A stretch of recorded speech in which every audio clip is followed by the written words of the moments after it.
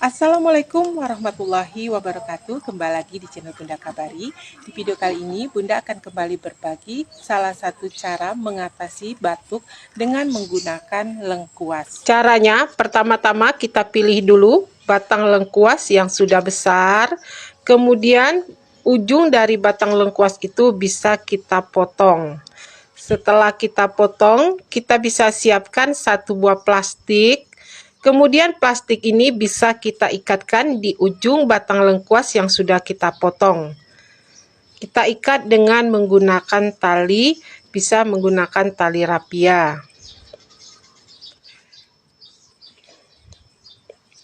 Selanjutnya, setelah kita ikat, kemudian batang lengkuas yang sudah kita ikatkan dengan kantong tadi kita ikat kembali, kita tarik agar batang lengkuas tersebut menunduk ke arah bawah, agar nanti cairan dari batang lengkuas tersebut dapat ditampung di dalam plastik yang sudah kita ikat.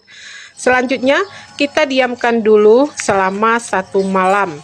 Setelah kita diamkan selama 1 malam, kemudian keesokan harinya kita bisa lihat apakah ada air di dalam kantong plastik yang sudah kita ikatkan di ujung lengkuas tersebut. Nah, air yang ada di dalam kantong plastik inilah yang bisa kita manfaatkan untuk mengobati batuk. Selanjutnya, kita bisa langsung meminum air dari batang lengkuas ini untuk mengobati batuk.